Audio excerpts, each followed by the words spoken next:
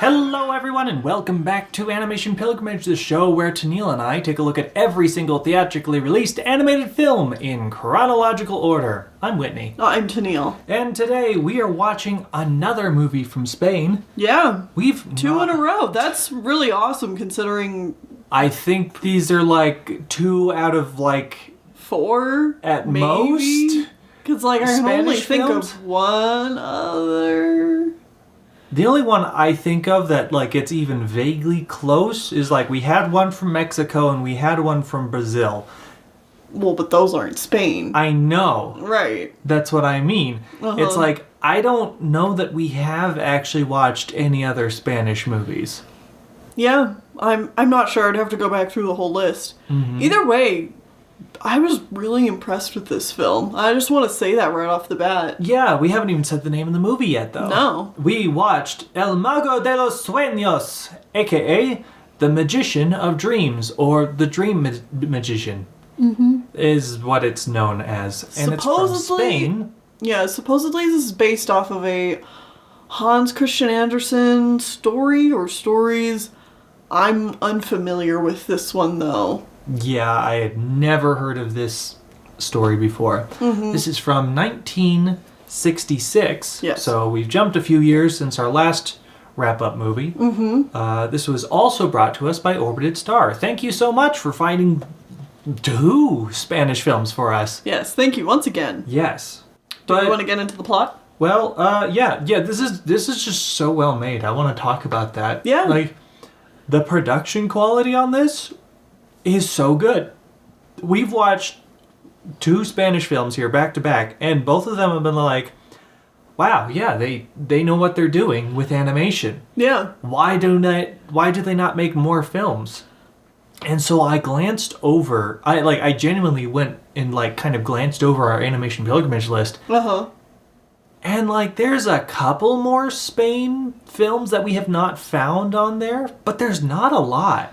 Yeah. Spain just doesn't make animated films a whole lot. I mean, there just might not be a whole lot of budget for it, or like, because a lot of times, especially in European countries, there's a concentrated effort to put money into filmmaking. And yes. Part of that is animation. Mm-hmm. And who knows, maybe that's just not really a priority for Spain. Yeah.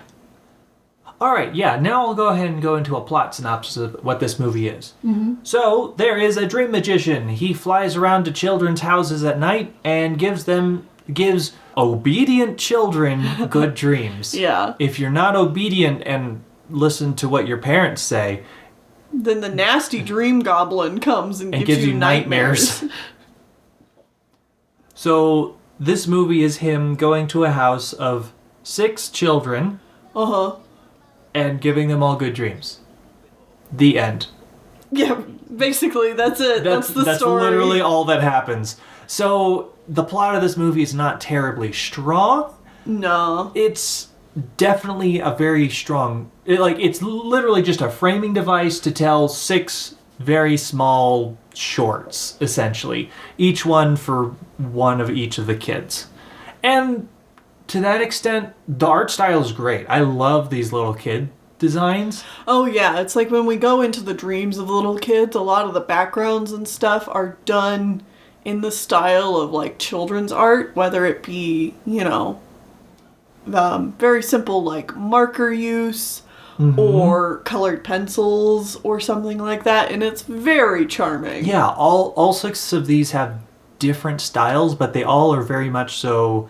from that age of UPA, very artsy art styles. And it works for the idea of these all being dreams. And that's another thing I want to give this film credit for is, like, I really do think it's hearkening off of the UPA style. Mm-hmm. And it does a phenomenal job with it. Oh, absolutely. Like, I honestly think that the animation in this... like, outshines the films that we saw from UPA. Yeah, what did they do? Like the Mr. Magoo movie? Mm-hmm. Did we watch anything else from them?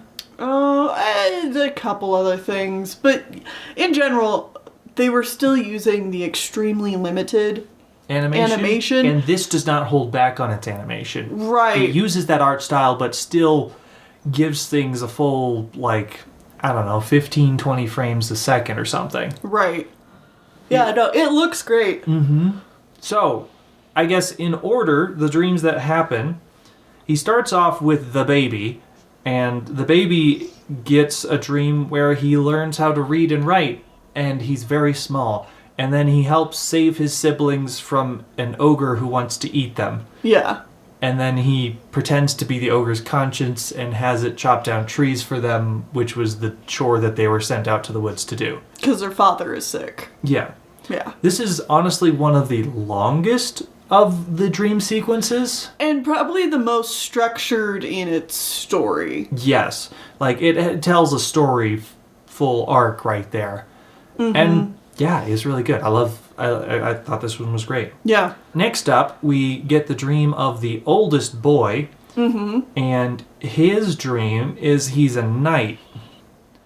And he goes to a castle of an evil taxman or king. Yeah. And he steals all the money from the king through silly cartoon hijinks. Very Looney Tunes. Very Looney Tunes, like throwing bombs at him and swapping money bags out for bombs and running into walls and stuff like that, jumping off cliffs. Uh-huh. Eventually he gets the money and he gives it to all the poor people, and he sends the king taxman and his castle down the river. Yeah. And it was cute. It was cute. It was good. Mm-hmm. Nice little Looney Tunes segment. Mm-hmm. Essentially, it's great. Next up, we have the blonde girl who's shy. That's the only characterization she gets. Uh-huh. These kids don't get a lot of characterization because, you know, there's 6 of them and they're not really on screen all that long. They're not on screen all that long, and this movie is only an hour and 10-ish minutes. 10, 15 minutes. Something like that. So this girl has a dream about what her dog would dream about. Okay. All right. So we have a dream about the little puppy, and the puppy is owned by a rich family, and then he gets a flea, and then he's thrown out of the house because he has a flea, but then he stops a robbery from happening at the rich house because of the flea, and so his family welcomes him back with open arms. This is the one I feel trying is to the figure out what most the moral of this one conflicted is. about, because the whole point, the like setup for this one, if you're gonna dig deep into it, is that the dog wants to have a flea because having a flea is a sign of being a real dog, which is what the other like street dogs are saying. Mm-hmm.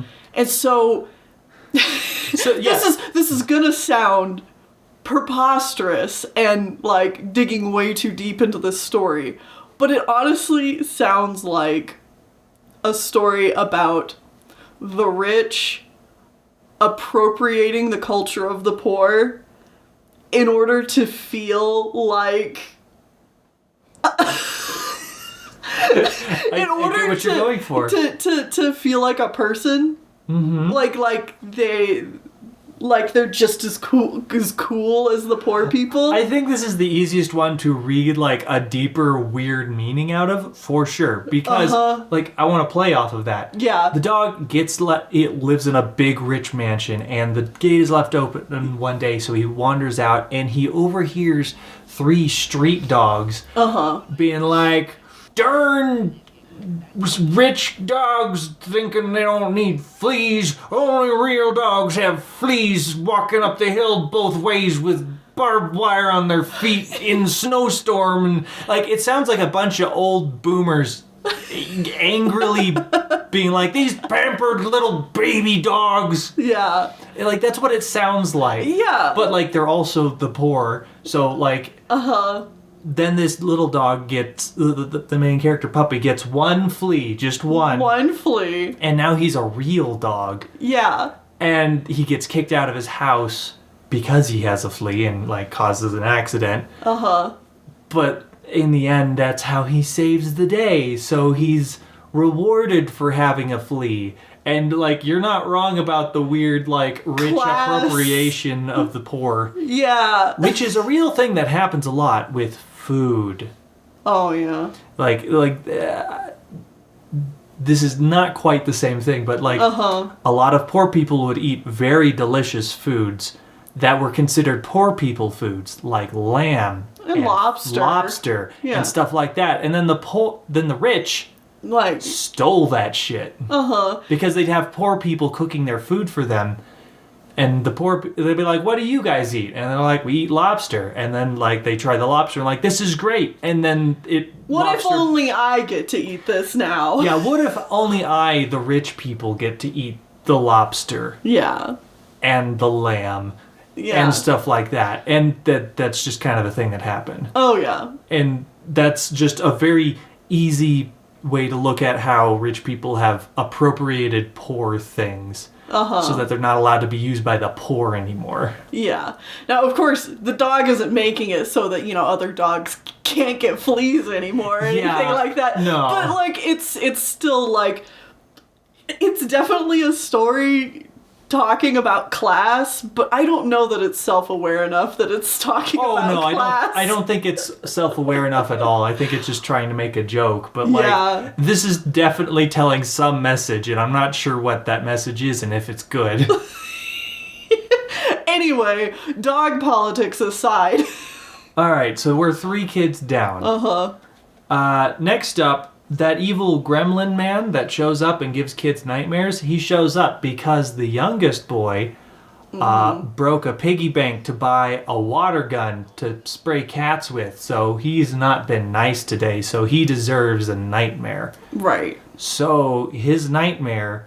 Also, I like how he's in trouble for breaking a piggy bank, not so much for spraying a cat with a water pistol. Yeah, it's for breaking the piggy bank specifically. The spraying a cat with a water pistol is still framed as like he's just kind of being a really naughty boy. That. But like it's the breaking a piggy bank, and I'm like, well, isn't that what you do with a piggy bank? You break them so that you can get the money out. I don't know. I just find that concept so wasteful. No matter how you look at it, it's like, no. If you have a real good piggy bank, there should be like a cork on the bottom that you just pop it open and get the money out so you don't have to break it every time. Yeah. Break it, glue it back together, break it, glue it back together. Oof. Anyways, so his nightmare is he is working for a ne'er-do-well who's definitely not above board. Mm-hmm. And he does hard labor with books and stuff. And then he's paid in counterfeit money so that when he goes to buy a toy, they find out it's counterfeit money and he's thrown in jail. This dream was written by an adult. Yeah, it was like, this does not read as like a child's dream. Yeah, like this is not a child's nightmare. A little kid does not dream of... I mean, I don't know, maybe in the 60s. But like... This kid's like 3. Yeah, it's like... It's just way too adult for what a kid would be dreaming about. Yeah, it's odd. Either way, the dream magician can't technically do anything, but like apparently the kid had already apologized, so like he wasn't really that bad. So he sneaks into the dream as a mouse and teaches the kid that just whistle to get through the bad times. Mm-hmm. And so then there's a little song sequence as he whistles and just kind of like gets through it. Yeah. And that's it. I'm glad that the movie doesn't just let us torture this kid for... Everyone gets nice for 10 dreams, minutes. except for that kid. Except for little Timmy, bastard. Whatever his name was. Yeah. Moving on, now we have the oldest girl's dream. Mm-hmm. And her dream is incredibly short. And it's very low budget. And there are no frames. And she's exploring space in a little UFO. Mm-hmm. And it's cute. It's a really cute art style. But it's around for like a very short period of time compared to the others. Yeah, I could not find much information on this movie, sadly. And I'm wondering if, by the time they were getting to the tail end of production, if they started running out of budget or if we are somehow watching an edited version of this film. Because there's definitely a few sequences throughout the film, especially here at the end, where the dream magician is narrating over other talking in the movie. Yeah, and it just feels like it's being edited in a way to all right, we gotta wrap this up. Yeah, and I want to say it's probably done just because they were running out of budget and they needed to finish the movie. But it could also be, we've seen this numerous times, it could also be that the version of the film we watched is a TV version of the movie. Because you know how sometimes TV versions will cut scenes so they can make room for ads or something like that. It's difficult to say. Well, and then we have only one girl left, the little black-haired girl. I don't know which one she was age-wise. I think she's the youngest girl. It's difficult to say. Either way, she is told the dream story of a seal who has a hurt flipper and he can't swim anymore. So he's dropped off at a circus. And then it's just a circus story. Hate that. Yeah. Circus bad. Circus bad. I know it's the 60s, but come on, guys. Circus bad. There's a clown that's about to get fired because he's not funny, and then the seal helps him be funny, and that's it. Yeah. That's it. That's the story. And then the dream magician, we go back to our framing device, the dream magician is like... And that's that. All the kids are asleep and having good dreams. He flies out the window, and the movie just goes, end. There's not an ending establishing shot of him flying away for 10 seconds or anything. No, it's he goes out and a second later just comes up with fiend. And it's done. It's okay, we're done, I guess. It's quite jarring. So yeah, overall I really did enjoy this. I think that the shorts were really cute. It was kind of a bold choice to adapt this story into a film, because obviously it's not really structured like a film. It's a bunch of vignettes, but I understand why that would be appealing, because it's a lot easier to animate a bunch of vignettes and put all that together than to, have to direct a whole narrative story. It's true. So, I get it. That also means, it's not always paced the best. It can drag a little. It isn't anything that's gonna, wow you with its themes or anything, unless we, really want to dive into dog politics. But it was really nice. Yeah. I will say, one of my biggest criticisms of the movie is the fact that this movie is very clearly written by a bunch of guys who, when they got to the girls in the film, they literally were had no idea what to do. What would girls dream about? Oh, I know. Not them. Yeah, because, let's run down that list again. So we have the small baby boy who dreams about the baby boy being the hero to all of his siblings. We have the oldest boy who is a knight who saves all the people. He's like Robin Hood. Yeah, he's like a Robin Hood figure that helps everybody, and he is in the story. And then we get to the first of the girls who dreams about her male dog in a male-centric dog world. Right. Not her at all. Right. And then... And don't get me wrong, I had dreams about being a dog, or dreams about, I guess my experiences aren't necessarily a one-to-one because I'm trans, so I have a lot of dreams where I am not me.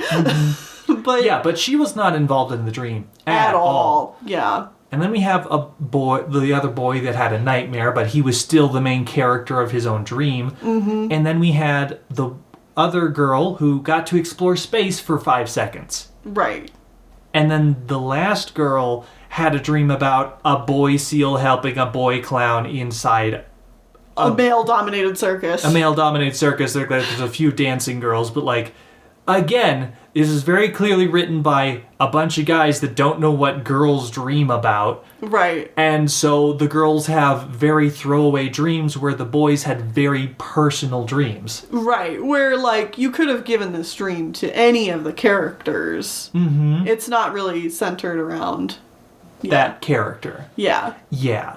Yeah, that's definitely my criticism too. I know while we were watching it, when we got to the circus, we're like, wow, they really are ignoring the girls, huh? Yeah. Yeah. It's like, if it was only one character that had a weird throwaway, that'd be fine. But they did it with two of the girls, and then the other girl had the shortest segment. It's really telling. Yeah. How this went down, and like I can't really blame it too much because this movie was made in the 60s, but like that is the strongest criticism. But it's pretty obvious looking at it. Yeah, it's like that's definitely the strongest criticism to throw at this movie. Yeah, but either overall, way, again, really cute. Yeah, I love the art direction of this movie. All the segments, the overarching tying the movie together parts. Yeah, it just looked really good. It moved well. It's charming. Yeah, so I definitely suggest people check this movie out if they get the chance. So, Whitney, what are we watching next? Well, next time we are ticking forward 2 years. We're going to 1968, and we're staying in Europe, but we're moving over to Italy. And we're going to be watching a movie called The Magic Bird. All right. Sounds cool. See you then. Soy el mago de los sueños donde voy, volando por estrellas y caminos de color, cantando la ilusión